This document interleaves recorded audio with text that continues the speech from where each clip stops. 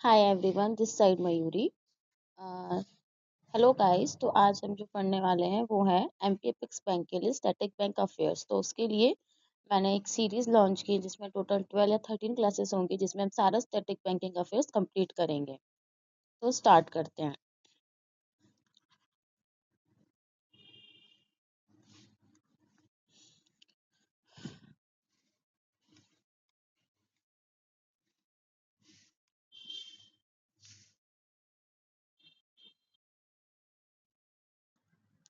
Let's start our first chapter, reserve bank of India and monetary policy. तो सबसे पहला जो स्टैटिक बैंकिंग अफेयर्स हमें स्टार्ट करना है वो आरबीआई के बारे में पढ़ना है और क्या क्या हमारी पॉलिसी से उनके बारे में हमें जानना है।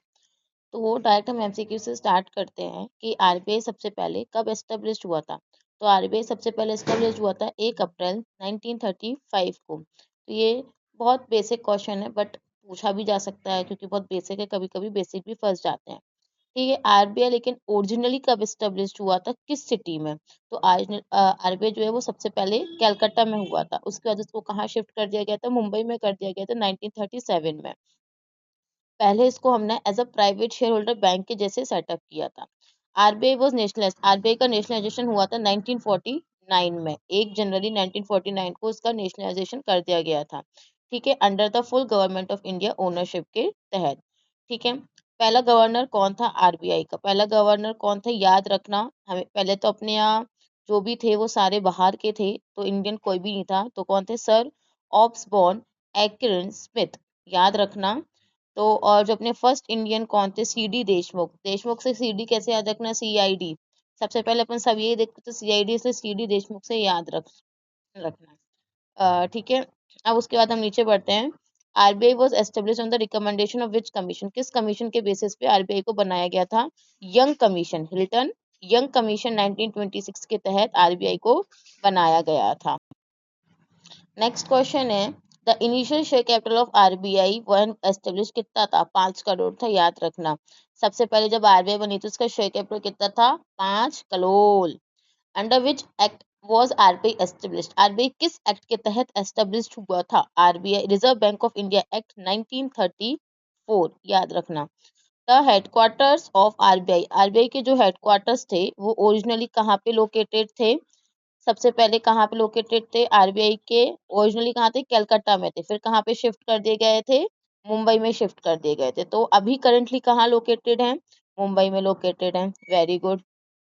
ठीक है, RBI has regional offices in major city. लेकिन आरबीआई के जो रीजनल ऑफिसेज हैं बहुत सारी सिटीज हैं, जैसे दिल्ली, कोलकाता, चेन्नई, हैदराबाद और अदर्स। करंट गवर्नर कौन है? पहले अभी तो सबसे फर्स्ट जो अपने यहाँ मतलब आरबीआई जब एस्टेब्लिश हुई थी कौन थे? एक सर नाम से थे। फिर अपने यहाँ फर्स्ट इंडियन कौन थे? सीडी से, याद रखना, सीआईडी से सीडी देशमुख। अभी करंट गवर्नर कौन है? संजय मल्होत्रा। मल्होत्रा से कैसे याद रखोगे? कौन है अपने मल्होत्रा? कायरा का पति कौन है? कायरा का पति कौन है? मल्होत्रा ही है ना, सिद्धार्थ मल्होत्रा। उससे याद रखना है। Who issues the currency notes in India? Currency notes किसने इशू किए थे इंडिया में एक्सेप्ट 1 रुपीज नोट के अलावा? किसने किए थे? RBI, reserve bank of India. किसने किए थे? Reserve bank of India. अब नेक्स्ट क्वेश्चन में बढ़ते हैं। हम्म, अब ये इंपॉर्टेंट क्वेश्चन है थोड़ा सा कि repo rate is the rate at which? Repo rate से क्या मतलब होता है? सबसे पहले तो हम आपको 3 चीजें बताएंगे। पहले होता है एक रेपो रेट, ठीक है, एक होता है रिजर्व रेपो रेट, और अभी पहले 2 चीज के बारे में जानते हैं। रेपो रेट क्या होता है? रेपो रेट मतलब होता है जब आरबीआई, आरबीआई कौन? रिजर्व बैंक ऑफ इंडिया, जब वो क्या करती है? लोन देती है किसको? कमर्शियल बैंक्स को। ठीक है, जब आरबीआई लोन देती है किसको? कमर्शियल बैंक को, लेकिन शॉर्ट टर्म पीरियड के लिए, लॉन्ग टर्म पीरियड के लिए नहीं। किसके अगेंस्ट? लेकिन कुछ तो गिरवी रखवाएगी against government securities as a collateral, उसे बोलते हैं रेपो रेट। तो वो क्या करती है? रेपो रेट और रिवर्स रेपो रेट क्या होता है? उसका अपोजिट। जब आरबीआई लोन ले लेती है किससे? कमर्शियल बैंक से। ठीक है, लेकिन जो इंटरेस्ट रेट होता है जो आरबीआई पे करती है वो कम पे करती है और लेती ज्यादा है। मतलब जब वो देगी किसी को लोन तो ज्यादा इंटरेस्ट रेट पे देगी, और जब वो खुद लोन लेगी तो कम इंटरेस्ट पे देगी। ये होता है रेपो रेट। ठीक है, अब यहाँ पे अपन पढ़ भी लेते हैं। यहाँ पे एक लिखा है रेपो रेट के बारे में कि repo rate is the key policy rate at which RBI lends short term funds to commercial bank against eligible government securities as collateral. ठीक है, आया समझ में। अब उसके बाद आता है रिवर्स रेपो। तो यहाँ पे क्वेश्चन कहता है repo rate is the rate at which RBI borrow करती है क्या? नहीं, आरबीआई बोरो नहीं करती, आरबीआई देती है। Commercial bank borrow overnight from RBI, हाँ कमर्शियल बैंक बोरो करती है, ठीक है। हाँ ये सही है। बैंक लैंड नहीं। आरबीआई चार्जेस पेनल्टी नहीं। Bank lend to each customer overnight नहीं। तो कौन सा ऑप्शन है? Option B. Very good. अब हम पढ़ते हैं नेक्स्ट क्वेश्चन की तरफ, ठीक है। नेक्स्ट क्वेश्चन क्या था हमारा? रिवर्स रेपो रेट क्या है? रिवर्स रेपो रेट मतलब होता है इज द इंटरेस्ट आरबीआई पे कमर्शियल बैंक्स, क्या लिखा है कि जो रिवर्स रेपो रेट है वो इंटरेस्ट है जो आरबीआई पे करती है commercial bank on the funds they park with RBI. It forms the floor of interest rate corridor and is always lower than repo rate, ये हमेशा लोअर रहता है रेपो रेट से। देखो मैंने बताया था ना कि रिवर्स रेपो रेट क्या है? इज द इंटरेस्ट आरबीआई पे, जो आरबीआई देती है कमर्शियल बैंक को उस फंड पे जो आरबीआई लेती है उन लोगों से, और ये हमेशा कम होता है रेपो रेट से। तो अब ऑप्शन पढ़ो। बैंक बोरो करती नहीं, आरबीआई एब्जॉर्ब सरप्लस लिक्विडिटी नहीं, बैंक लैंड टू इंडस्ट्री नहीं। क्या था? RBI absorb surplus liquidity from, हाँ आरबीआई लेती है ना लोन, ठीक है। अब आता है, अब अपन पढ़ते हैं नेक्स्ट क्वेश्चन। चलो नेक्स्ट क्वेश्चन क्या है? Marginal standing facility rate. Marginal standing facility rate क्या है? सबसे पहले तो हम ये जानेंगे कि मतलब why we have to know about this term, है ना। इस टर्म के बारे में क्या जाना? मार्जिनल स्टैंडिंग फैसिलिटी मतलब होता है कि बैंक जो है वो अलाउ कर, आरबीआई जो है वो अलाउ करता है बैंक को कि आप कभी भी जब भी जरूरत पड़े आप पैसा हमारे से ले सकते हो, ओवरनाइट पैसा ले सकते हो, अगर आपका मिनिमम फंड बैलेंस जैसे होता है अगर वो भी गिर जाए तब भी, है ना। जैसे मान लो हमारे घर में ना एक रीति होती है कि भाई हमको ना महीने के एट द एंड में 10,000 रुपए तो सेव करने हैं, है ना। अगर तुम्हारे 10,000 से नीचे भी गिर जाता है तुम्हारा जो तुमने सोचा था, उसके बाद भी आरबीआई तुमको पैसा जो है वो लेने के लिए परमिशन देती कि तुम ले सकते हो, उसे बोलते हैं मार्जिनल स्टैंडिंग फैसिलिटी, ठीक है। अब हम इसके बारे में पढ़ते हैं कि इसमें क्या लिखा है, ठीक है।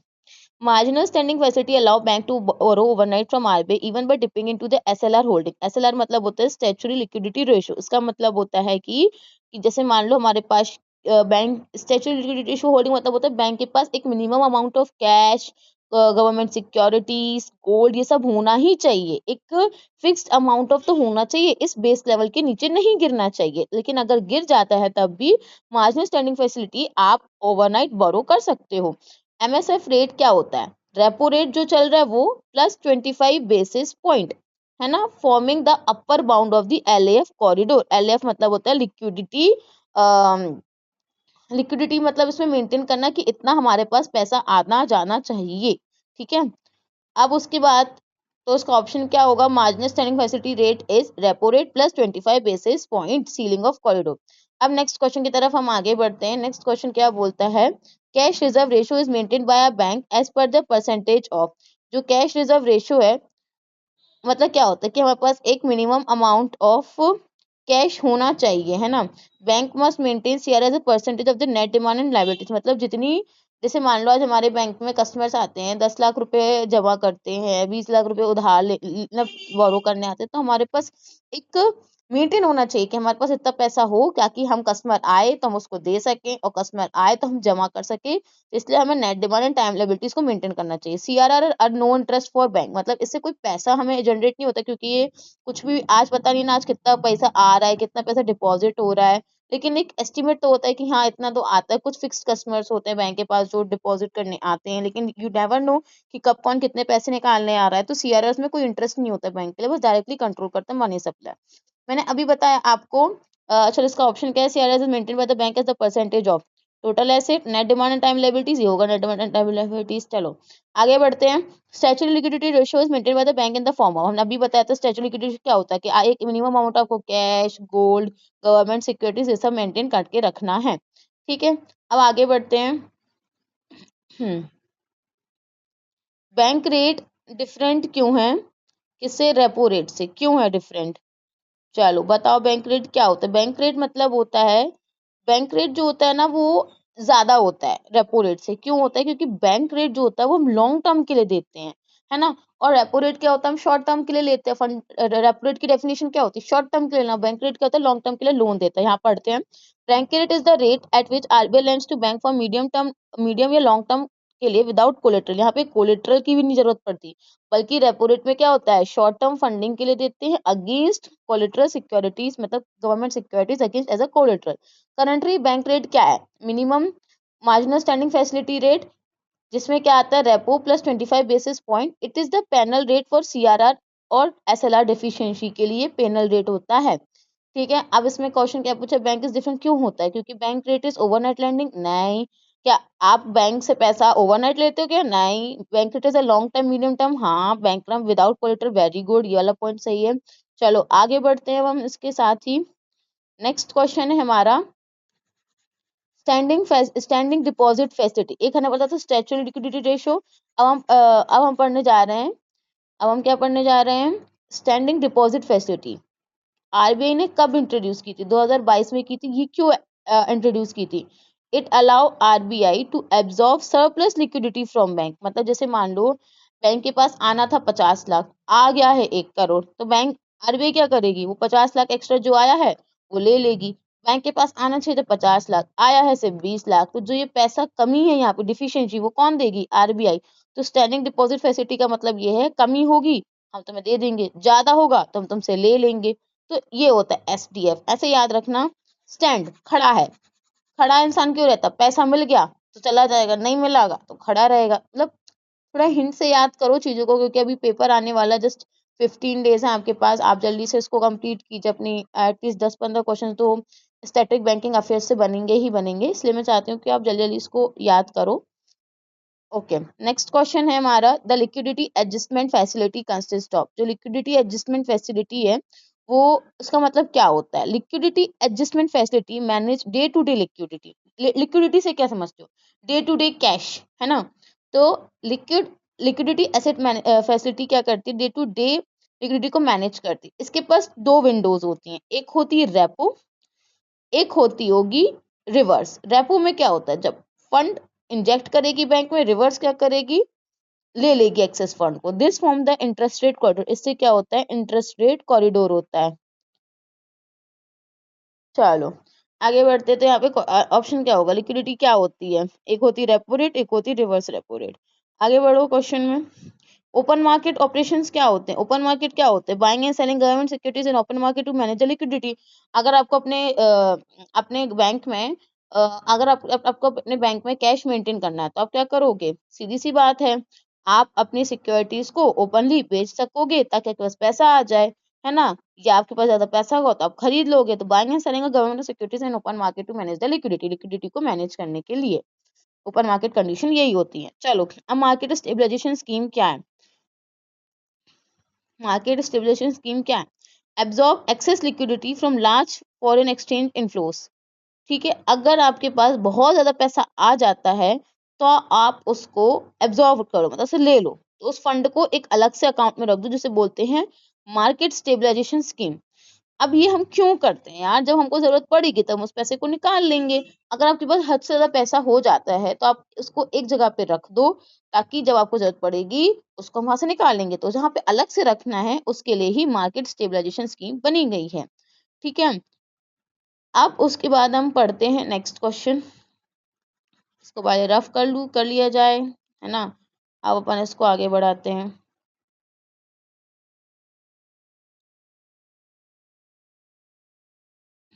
ये थोड़ा सा इंटरेस्टिंग क्वेश्चन है, मुझे ऐसा लगता है इंटरेस्टिंग क्वेश्चन है, अगर आ गया तो ठीक है। The term hawkish monetary policy, hawkish मतलब क्या होता है, हॉकिश मतलब होता है अगर महंगाई बढ़ रही है ना, हम इन्फ्लेशन रेट को कंट्रोल कैसे करेंगे, ज्यादा पैसे छाप के। क्या इन्फ्लेशन को हम ज्यादा पैसे छाप के कभी भी इन्फ्लेशन कंट्रोल होगा, नहीं होगा। अगर आप ज्यादा पैसे मतलब छाप दोगे ना, तो मनी की जो वैल्यू है वो गिरती जाएगी ऑटोमेटिकली। तो अगर हम इंटरेस्ट रेट बढ़ा देंगे ना, तो उससे क्या होगा, इन्फ्लेशन कंट्रोल हो जाएगा, है ना। तो हॉकिश मतलब क्या होता है, देखो, इन्फ्लेशन फ्लाइटिंग स्टैंस, है ना, डोविश ग्रोथ सपोर्टिव स्टैंस, और न्यूट्रल मतलब होता है बैलेंस। देखो तीन वर्ड, एक हॉकिश, एक डोविश और एक न्यूट्रल। हॉकिश मतलब होता है इन्फ्लेशन फाइटिंग स्टैंस, जहाँ पे रेट बहुत ज्यादा बढ़ रहा है तो उस मनी को अपन को कंट्रोल करना है ना, इन्फ्लेशन कंट्रोल करना, रेट बढ़ रहे हैं, रेट को बढ़ा के उससे हम इन्फ्लेशन कंट्रोल कर सकते हैं। डोविश मतलब होता है ग्रोथ सपोर्टिव स्टैंस होता है, मतलब रेट को कट करके मनी को इजीली फ्लो करने देना। न्यूट्रल मतलब होता है बैलेंस रखना। ये तीन इंपॉर्टेंट टर्म्स हैं, याद रख सकते हो। बस ये हॉकिश मतलब बता देना कि रेट बढ़ाया तो इन्फ्लेशन कंट्रोल हो गया। अब नेक्स्ट है operation twist conducted by RBI involve. Operation twist क्या होता है? ऑपरेशन ट्विस्ट जो होता है वो क्या करता है, लॉन्ग टर्म इंटरेस्ट रेट जो होते हैं, ठीक है, वो क्या करता है, नीचे गिरा देता है। जो लॉन्ग टर्म इंटरेस्ट रेट होते हैं उनको नीचे कर देता है। कैसे? बाय करके बॉन्ड्स को, है ना, और सेल करके शॉर्ट बॉन्ड्स को। ये होता है ऑपरेशन ट्विस्ट। यहाँ पे लिखा भी होगा, operation twist bring down long term interest rate by buying the long tenure bonds raising their price. Long tenure bonds को खरीद के वो क्या कर देता है, लॉन्ग टर्म इंटरेस्ट रेट को नीचे गिरा देता है और सेल करके शॉर्ट बॉन्ड रेट्स को, है ना। ये होता है ऑपरेशन ट्विस्ट। तो यहाँ पे लिखा भी होगा operation twist rate simultaneously buying long term government securities and selling short term government securities to flatten the yield curve. ठीक है, वेरी गुड। अब नेक्स्ट क्वेश्चन है the yield curve in monetary economics. अब यील्ड कर्व क्या होता है? Yield curve मतलब होता है graph of interest rate across different maturities for same quality debt. मतलब क्या होता है, अब थोड़ा सा इस क्वेश्चन को समझना। जो यील्ड कर्व होता है, नॉर्मल यील्ड कर्व में क्या होता है कि वो ऊपर की तरफ जाता है उसका ग्राफ, है ना। वो क्या, ये क्या शो करता है कि high rates longer maturity period के लिए। और जब इन्वर्टेड कर्व होता है, जो ऐसा हो जाता है, इन्वर्ट हो जाता है, गिर जाता है, मतलब क्या होता है, शॉर्ट रेट्स ज्यादा हैं लॉन्ग रेट से। इससे क्या होता है, रिसेशन आने वाला, मतलब मंदी आने वाली। तो आरबीआई मॉनिटर करता है यील्ड कर्व को फॉर ट्रांसमिशन सिग्नल्स के लिए, ट्रांसमिट करने के लिए सिग्नल्स को, है ना। पहले थोड़ा सा इसको मैं रफ कर दूं।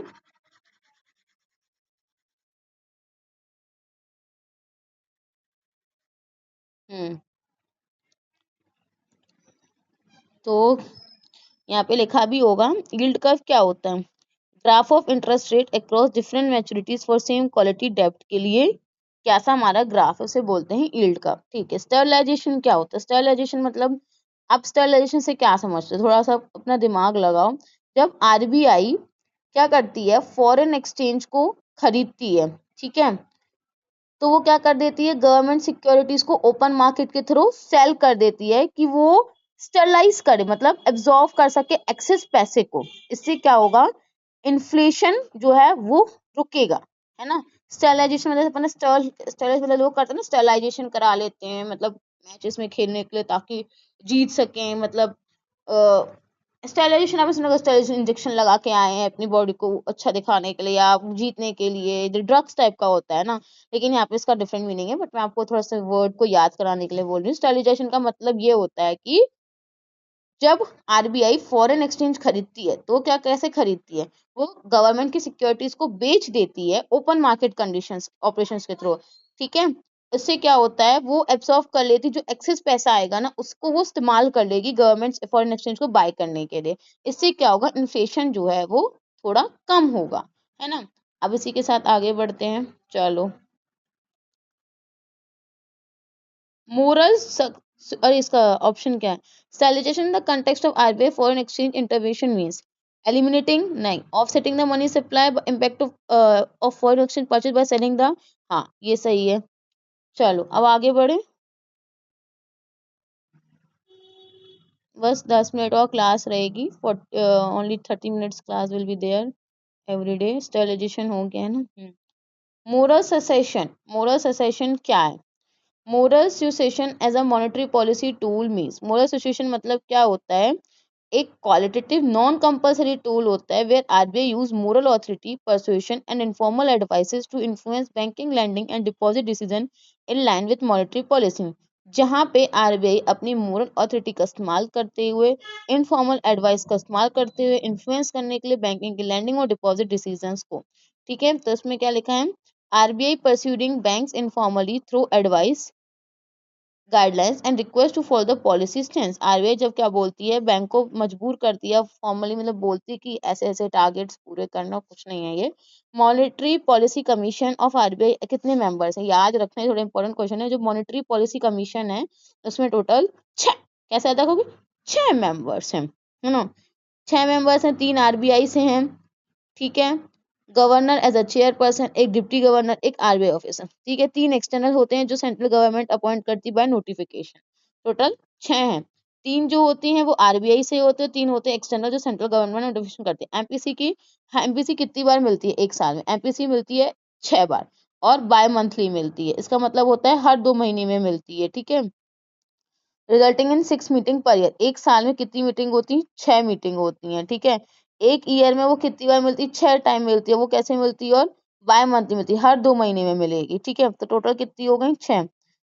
ईच मीटिंग स्पेंस 3 डेज, और हर एक मीटिंग कितने दिन चलती है? टोटल हर एक मीटिंग चलती है एटलीस्ट 3 डे तक मीटिंग चलती रहती है। The policy decision is announce on the, और जो पॉलिसी डिसीजन जो वो लेती है वो लास्ट डे पे ही बताती है। ठीक है। हम्म। अब India flexible inflation target is set at, India का जो इन्फ्लेशन टारगेट है वो कितने पे टारगेट है? 4% प्लस या माइनस 2% पे। ठीक है, अब है the inflation targeting framework in India uses which inflation measure, जो इन्फ्लेशन है हम कंट्रोल करने के लिए फ्रेमवर्क कौन सा इन्फ्लेशन मेजर यूज करते हैं? सीपीआई कंबाइंड, इसे बोलते हैं कंज्यूमर प्राइस इंडेक्स। ठीक है, कंज्यूमर प्राइस इंडेक्स का इस्तेमाल करते हैं हम उसको कंट्रोल करने के लिए। चलो आगे बढ़ो, आगे आगे बढ़ते हैं क्वेश्चंस में। अच्छे अच्छे क्वेश्चंस करा रही हूँ, मतलब ये ऐसे क्वेश्चंस हैं जो आपके हर एग्जाम लेवल पे पूछे जा सकते हैं। इस वीडियो को आप कभी भी किसी भी साल बैठ के देखोगे ना तो इसी में से ही क्वेश्चंस बनेंगे, कोई अलग जगह से क्वेश्चन नहीं बनेंगे। If inflation remains above the upper tolerance bond, अगर इन्फ्लेशन जो है वो अपर मतलब एक 6% तक रहा फॉर 3 कॉन्सिक्यूटिव क्वार्टर्स के लिए, तो आरबीआई को क्या करना चाहिए? आरबीआई को रिपोर्ट करना चाहिए failure to government with remedial measures failure of mandate. इसका मतलब होता है कि अगर consumer price index inflation exceed 6% for 3 quarters के लिए, तो आरबीआई रिपोर्ट करना चाहिए government explaining causes and remedial actions it constitute a policy failure. क्या बोला है कि if inflation remain above the tolerance board, मतलब 6% आपने सोचा है कि इससे ऊपर नहीं होना चाहिए, लेकिन लगातार 3 क्वार्टर के लिए वो 6% से ऊपर है, तो इसके लिए हमें गवर्नमेंट को बताना चाहिए कि ये क्यों हुआ, उसके रेमेडियल दो, उसको सॉल्यूशंस भी दो, क्योंकि ये क्या है? एक पॉलिसी मेजर का आपका फेलियर है ना। अब इसके आगे हम बढ़ते हैं नेक्स्ट क्वेश्चन की तरफ। नेक्स्ट क्वेश्चन हमारा क्या बोलता है, चलो let's see. Core inflation excludes which component from headline CPI? Core inflation excludes which component from headline CPI? अब core inflation क्या होता है? मतलब कंज्यूमर प्राइस इंडेक्स में माइनस कर दो food and beverages and fuel and flight, तो इसमें क्या क्या चीजें एक्सक्लूड होती है? कोर इन्फ्लेशन मतलब होता है, देखो सबसे पहले तो कोर इन्फ्लेशन मतलब होता है कंज्यूमर प्राइस इंडेक्स है, उसमें से आप माइनस कर दो फूड एंड बेवरेजेस और फ्यूल और लाइट्स को। ठीक है, it reflects more stable demand drive price that monetary policy can effectively target. कुछ नहीं है, कोर इन्फ्लेशन मतलब एक्सक्लूड करती है विच कंपोनेंट, कौन से कंपोनेंट एक्सक्लूड करती है? याद रखना है, फूड बेवरेजेस और फ्यूल लाइट को एक्सक्लूड करती है, दैट्स इट। नेक्स्ट क्वेश्चन पे पहुंचते हैं। नेक्स्ट क्वेश्चन क्या बोलता है? The monetary policy framework agreement was sign between the RBI and government of India. हाँ, ये इंपॉर्टेंट क्वेश्चन है कि मॉनेटरी पॉलिसी फ्रेमवर्क एग्रीमेंट और sign between the RBI and government of India किस साल में हुआ था? 2015 में हुआ था, प्यार का महीना 2015, है ना। अब उसके आगे बढ़ते हैं हम क्वेश्चन में। द उर्जित पटेल कमिटी, जो उर्जित पटेल की कमिटी थी वो कब रिकमांड हुई थी? ये तो नाम सुना सुना, ये उर्जित पटेल अपने गवर्नर रह चुके हैं, अगर आपको याद हो तो। ये उर्जित पटेल कमेटी रिकमांडेड की गई थी, क्यों की गई थी? Flexible inflation target framework with CPI as anchor and MPC structure. चलो उसका एक्सप्लेनेशन पहले समझते हैं ना। The expert committee chaired by Urjit Patel recommended replacing WPI with CPI. WPI क्या होता है?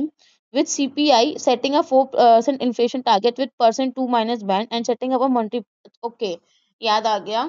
ये ना एक्चुअली में ना इस कमिटी का रोल ही यही था, इस कमिटी का रोल आने का ये था कि हमें मैक्स टू मैक्सिमम 6% का ही इन्फ्लेशन रखना है, इससे ऊपर नहीं जाना है। इसमें +2 हो सकता, इसमें -2 मतलब 4% में +2 कर सकते हो, -2 कर सकते हो, इससे ऊपर नहीं चाहिए। तो ये किसकी रिकमेंडेड कमिटी थी? उर्जित पटेल की रिकमेंडेड कमिटी थी ये। ठीक है, next question. The output gap concept in monetary policy refers to, difference between the actual GDP and potential GDP. अगर आपको गाइस ये पीडीएफ चाहिए हो तो कमेंट में लिख पीडीएफ कमेंट करना, मैं आप लोगों को पीडीएफ की लिंक प्रोवाइड कर दूंगी। मतलब कमेंट ही मत करना, आप जस्ट देख लेना, मैंने इसमें वीडियो के नीचे पीडीएफ की लिंक प्रोवाइड की है, आपको वो पीडीएफ मिल जाएगी, या तो मेरे टेलीग्राम चैनल पर मिल जाएगी, या तो आपको नीचे लिंक दी होगी वहाँ पे क्लिक करके आपको मिल जाएगी। ठीक है, तो अब यहाँ से जो अपन क्वेश्चन है ना वो बाद में ही करते हैं। ओके, तो यहाँ अपने 33 क्वेश्चंस कंप्लीट होते हैं 25 मिनट्स की वीडियो में। आप इसको 1.5x की उस पर भी देख लेना, तो आपकी जस्ट 13-14 मिनट्स में ही वीडियो कंप्लीट हो जाएगी, है ना। उसके बाद एक और वीडियो आएगी जिसमें ये पूरी 100 वीडियो, अभी 50 क्वेश्चन 70 क्वेश्चन रिमेनिंग है इस पीडीएफ के, मैं आपको वो थोड़ी देर में प्रोवाइड कर दूँगी। Okay, bye bye guys, take care.